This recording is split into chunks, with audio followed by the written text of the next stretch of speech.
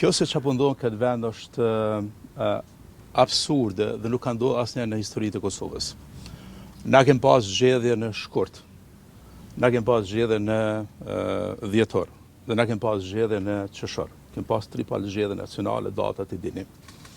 Asnjëherë nuk ka ndodhur në historitë e Kosovës që dikush 18 muaj e 4 ditë, 18 muaj e 5 ditë, të qëndron në zyret e kryeministrit dhe ministrat të qëndrojnë në zyret e tyre duke shkel Kushtetutën e Kosovës në 72. Unë kam qenë 4 herë antar i qeverisë, sa herë jam betuar për deputet, sa herë jam certifikuar për deputet, e kam lëshu zyren si ministër i jashtëm dhe kam bit vetëm deputet i Kuvendit të Kosovës.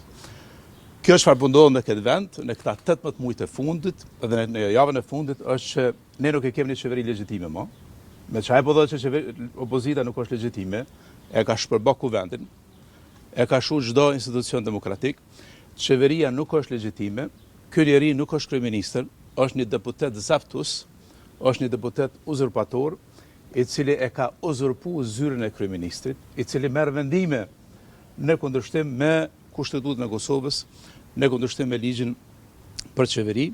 Prandaj do të bëjmë çdo gjë të mundur që ta rikthejmë rendin kushtetues. Rendi kushtetues rikthehet kur seancat e Kuvendit mbahen sipas ciklit të cilët duhet të mbashin. Nesër duhet fillon seanca e re dhe ftojmë kryesuesin që ta fton, kryesuesin sipas moshës, që ta fton seancën e re.